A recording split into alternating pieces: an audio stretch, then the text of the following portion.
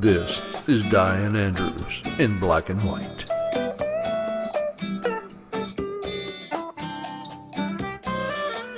The issues you don't want to talk about. The arts and entertainment you need to know.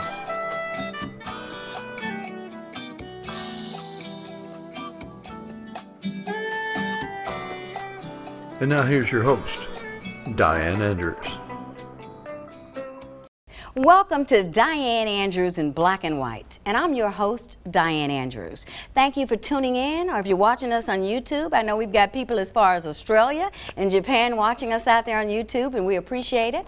We're the largest show in the state. We're statewide. We come on twice a week in New Orleans and Lafayette on Pelican Networking Broadcasting, and we come on about 5 or 6 times in Baton Rouge on CW, on Metro 21, on Pelican again here on Sundays and Tuesdays. We also in Shreveport and Alexandria come on Thought Network Broadcasting 2 days a week. So look for Dianne Andrews in Black and White in your local listings, DVRs, and if you miss us that way, we're always out there for you all around the world in YouTube.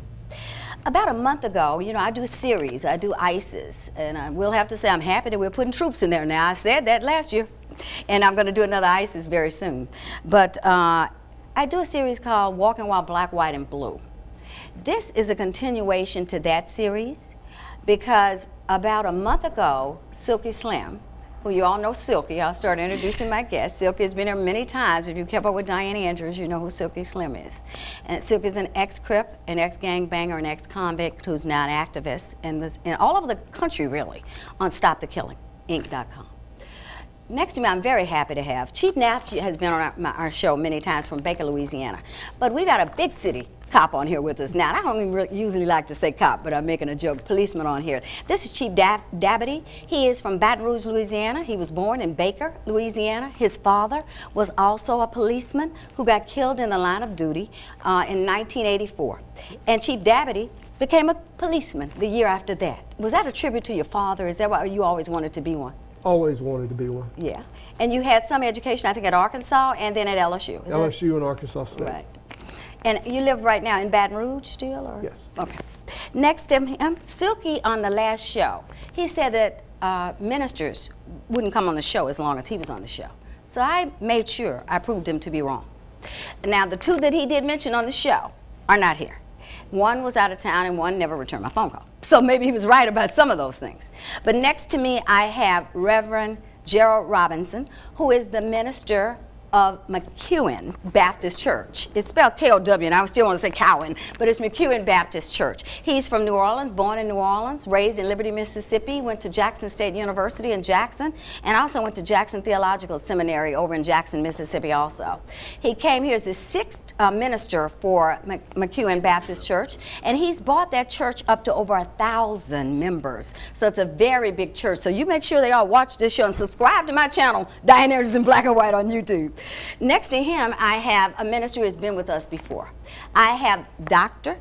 James Riley. He was on our Transgender versus a Christian show, and that's a really good show. I do a series on transgender. If you've missed that show, make sure you watch that on YouTube because, I mean, we really got into some very good issues there. Yes, we did. Tell me what happened since you were on the show. Well, since we've had some members that have joined the church, that watched the show, that are very invested in some of the messages that were presented from the Christian point of view. So we really do appreciate you for having us on the show. Look forward to future endeavors. Oh, anytime when I get good guests, I always come back. Silky, was this your 5th time? And you dressed up again. Are you going to another show after this one? No, I'm going to a film. Oh, I knew it. Whenever he dressed, he going somewhere else besides Dianne Andrews in Black and White. Let's start talking a little bit, though, because I believe I show issues, you know, whether I believe in whatever or not. I think people have the right to hear and make their own decision. I always say, between black and white, there are always shades of gray.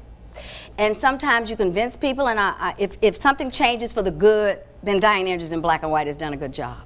If nothing changes, at least we tried. So let's start off talking about being a policeman. Time magazine did an article of what it's like to be a cop in America is the title of that. And I told Chief Dabadie that I want to come out with one of his policemen when I get up enough nerve, because the first thing we do is we call a policeman when we have a problem. People may not realize this. There are 2,150 whites have been killed in 10 years by policemen, 1,130 blacks. Last year, 250 blacks were killed by policemen, at the hands of a policeman, and 560 whites. And those numbers you could read, you know, PolitiFact, different internet websites, and they may change a little. But at the end of the day, black people are killing more blacks than anybody. I'm talking numbers up to 6,000 to 8,000 a year of blacks killed by blacks. And that's what we're here to talk about. Do black lives matter to black people? And do police lives matter? Does everybody's life really matter? I get it, the black slogan, Black Lives Matter. And that has a time, and I agree with you, Silky. That's a good slogan for us, but we also need to look at, do black lives matter to black people? And do policemen's lives matter? Since Baltimore, which 3 of those policemen out of the 6, the Baltimore 6, 3 are black that are being, you know, are in jail because of what happened to Freddie Gray. So, Chief, do you believe, a lot of people believe there have been 100 policemen killed in the line of duty this year, 33 in a gun assault, yes. 6 in the state of Louisiana, which ties to the state of California. We have 4.65 million people in the state of Louisiana, and they have 39 million in the state of California. And we've killed 6 policemen just like California has. Tell me what your perspective is, how policemen are feeling out here today.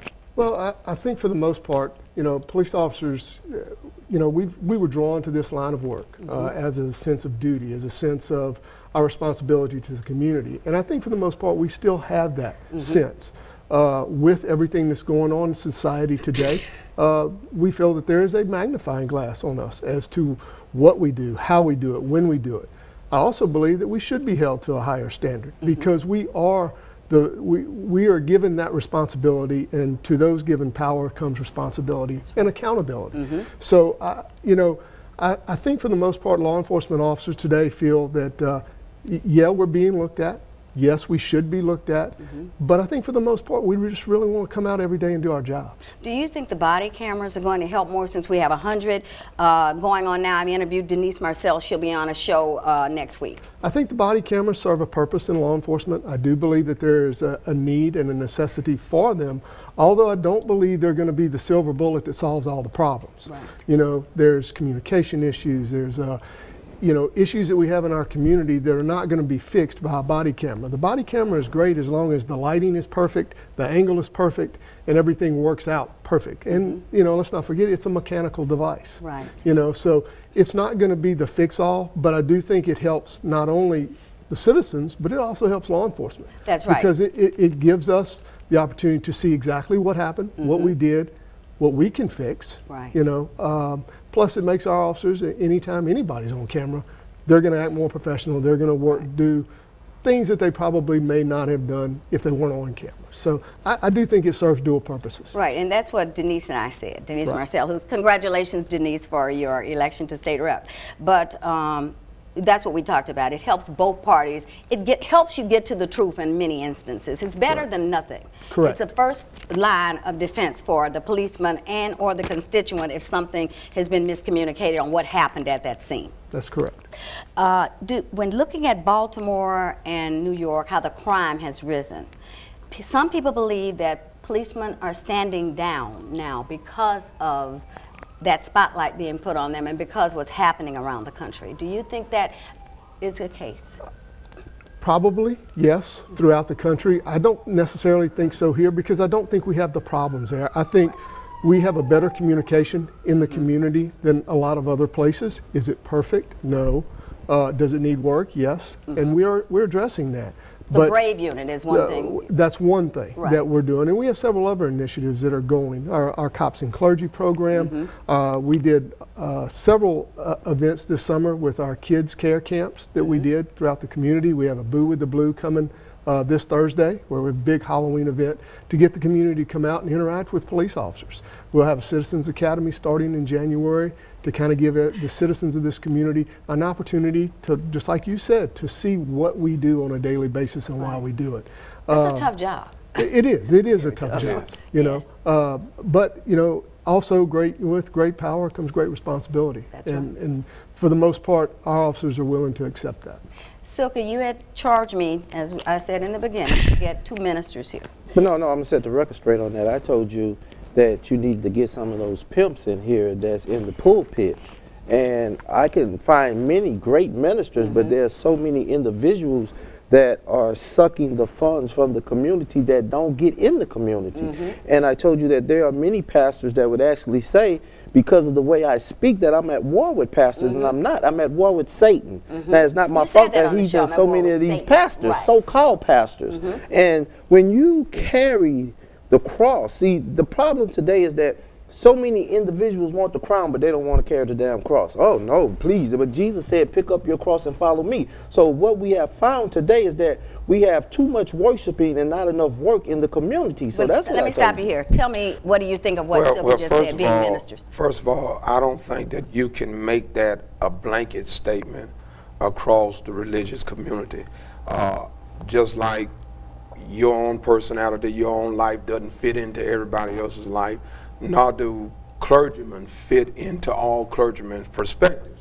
So, contrary to what you're saying, that there are pastors, there are preachers who are not about, as you say, pimping the people, but about helping the community, about helping children to be reared in safer environments, teaching children, becoming role models, and helping kids to be better than the environment that they're in. So I didn't characterize all pastors if you listen closely to what I say, but when you look at what's going on in the Christian world today, they have become the most illiterate believers ever. And when you look at what I'm trying to tell you is that when I say illiterate believers, it's because we have all emotions and no intellect. We could say what we believe, but we're not out working, showing that we really believe what we say we believe. Because if we was, we would be in the streets where Jesus was, and we find very little in the streets.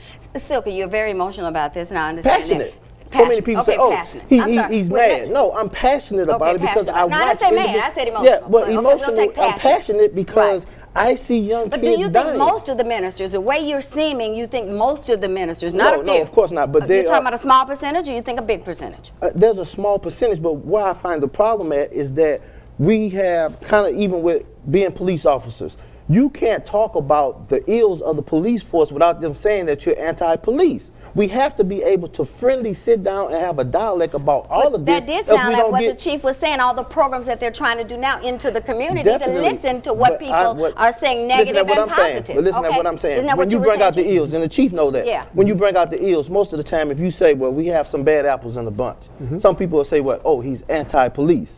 But we know together that they are bad apples that we have to seed out to make the police a better force. Right. So we can't continue to condone those things. I don't think a lot of people say that though. If there are a few bad apples in the police force, but they are those, and that's what you have to focus on. You have to focus on the underlining of what's really going on in order for us to get to the root of the problem. So many of us don't want to get to the root. So many of us are just happy to go along to get along. So God always have to have that agitating force. Let me hear Dr. Riley. What do you think of what the problem I have most of the time is there are a lot of people who consider themselves activists. Activism means that I'm active in doing something to better our community, better where we're going. However, in the church, like Dr. Robinson would say, that we have a very limited amount of time with those people that we see every week. In order for us to do our work, it takes funding for us to do our work, just like anything else. I'm sure the chief would be able to let you know that there are a lot of fundraising projects that they have to do in order to fund all of the things that they do. In order for me to feed the homeless people that sleep underneath the bridge on North Boulevard, I have to compel those that come to church to give. And I did have Minister Ricard on here who feeds the homeless, and I've been down there feeding the homeless downtown with him. Definitely. Yes. We have Pastor Moore with Open Air Ministries every Sunday, giving out food and clothes every Saturday. The Bethesda Church is outside giving away clothes and food because we have to build a relationship with the community just as the police have to do, just as what are you all doing to help curtail crime in the community? What are each one of you all tell me what you're doing, working with police or working in the community to help with the crime problem? First of all, and I think there's this misconception that crime just fell out of the sky and just blew up, and all of a sudden we having all these issues.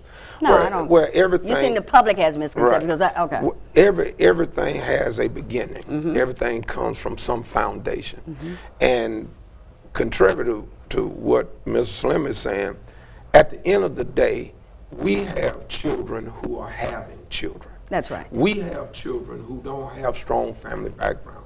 We have children who are coming out of single parent homes. 75% of all black youth grow up with only one parent, and that's a female. So if you have... But let me say something. 35% are now white people. Correct. 15 years ago, it was 10%. That is the fastest growing segment of babies having babies right now, is in the white community. Grandmothers, Mama and Papa and grandmothers were, when I was a little boy, were 60, 50s, late 50s, early 60s. Now we got grandparents in their 30s and 40s. So they're going out with the daughter. She's 16 and they 30. Exactly. So we have to get to the root of the problem before we can start putting the blame on this segment of people, or this person, that person. We have to start where the children start. And so what we're doing at the McEwen Church, we have what we call a Brothers and Sisters of Faith program. We take young children, boys and girls. First thing we teach them is our values. We teach them to love themselves. The second thing we teach them is how to love the people in their community. We take them to elderly people houses. They clean up that. They may clean up the young sisters will clean up that older lady's house. The young brothers will mow the older brothers or elderly people's yard, because values has to. We can talk, hoop, holler all day, every day, but we have to get down to the grassroots. And as this pastor said, a lot of people give clergy the rap of pimping the church, and it takes money to minister to people. It takes money. But Reverend Robinson, wouldn't you, we have to say that there are some, I don't know if I use the word pimp, but there are some who seem to be just after the money. Well, you know, in every, whether it's a police force, whether it's a talk show host, or whether it's a reverend, they're bad people who take advantage of a situation sometimes. Right. You'd have to admit that there are some, I'm not asking you to give names, but everyone's not perfect in being a minister. Would you agree with that, Dr. Riley? Well, I'm sorry, Diane, but let me address the question. Okay. I can't speak to what other pastors do. Okay. I can't speak to other pastors' motives. All I can give an account for is what I do as a pastor. But let me ask it another way. Do you think that there are some ministers that could be doing more to help in the black community as what you're doing? We all could be doing more. Okay. But it seems like you're doing a lot. Trying, doing the best I can. Reverend Riley, what are you doing in your church? What we do is we have a conference called the Glory to Glory Youth and Leadership Conference. What that does is it takes our children outside of the community, introduces them to places that they wouldn't normally go. This year, 2016, we'll be in Memphis, Tennessee. We'll be down and that's the Bethesda Baptist Church. That's the church. That's the church. We want to get our children outside of the city limits. Did you ever see this movie called Freedom Riding with Hilary Swank? It's a true story about Long Beach, California.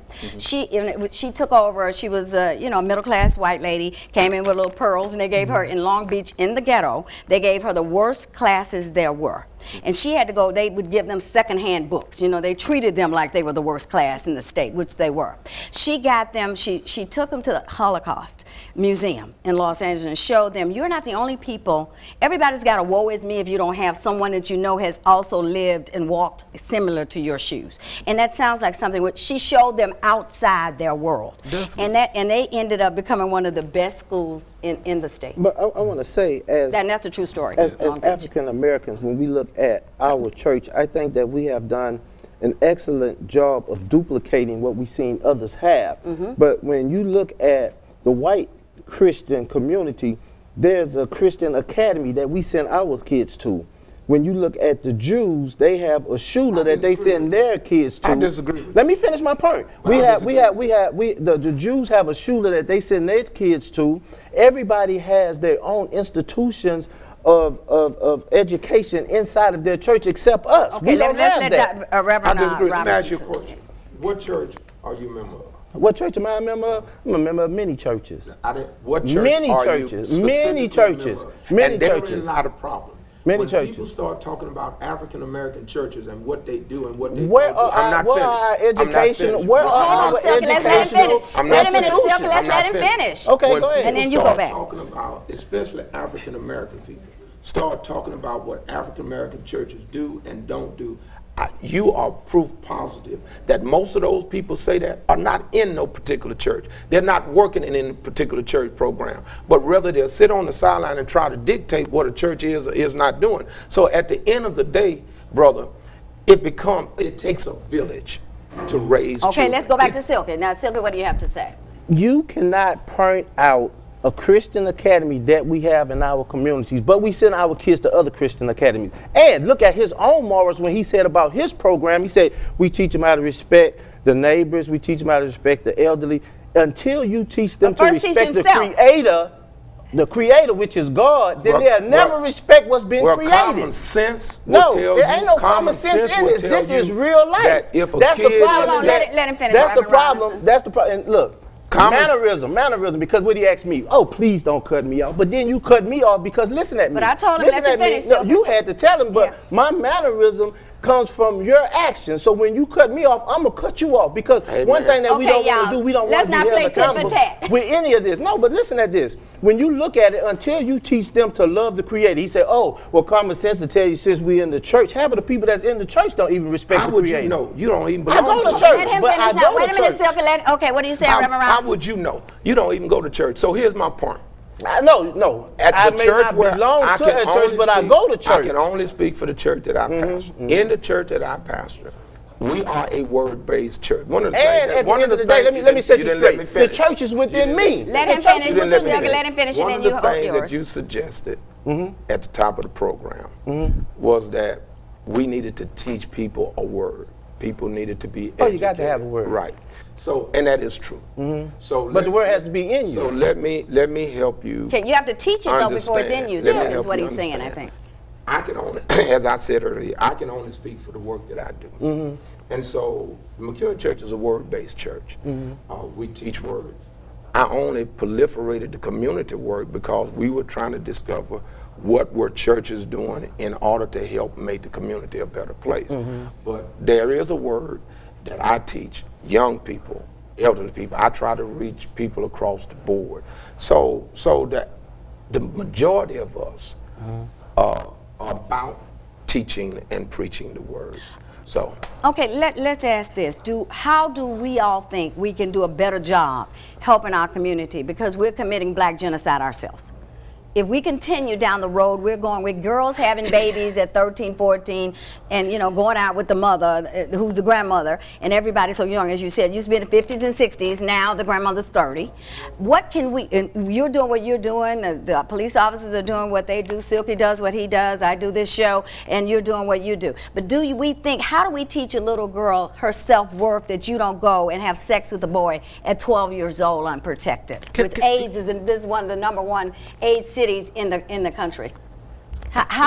Is anyone addressing getting to the little girl, because she kind of controls that, because you guys are always the same. You know what I'm saying. It's usually the woman who can control it, but obviously she has. I asked some of the kids, just finish this one round, and why they say they need love and they want these children to love them because they have no love. A nation will never rise any higher than the woman, but what has happened in the African American community is that we have allowed our woman to be torn down.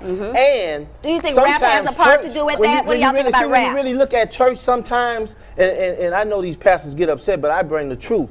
Church has become an extenuation of Saturday night's entertainment. So they're at church and most of them are competing with the streets. I go to church now and why he say, why you don't belong to a church? I got tired of walking to church and they say, well, this the first lady. And the first lady looked like the last damn lady that walked in the church. The last lady coming off of Plank Road from being a whore. And the first lady is dressed exactly like her. So this woman can't find a mirror to look in so that she could be a reflection of a righteous individual. Let Reverend Riley, hold on. Let Reverend Riley, let him say something. Wait a minute. Pastor. You keep making, I'm telling you the truth, blanket statement. No, all you got to do is go look. You keep if the word was reaching beyond the doors of the church, then the condition outside of the church wouldn't be what it is. We go to church. Listen at this, and I'm gonna shut up. We go to church every Sunday for 2 hours to save ourselves from a spiritual hell, then open up the doors of the church and walk outside into the hell. Then something is wrong with that. But how do we stop the hell outside? This is the problem. How do we help blacks stop the hell outside? The problem is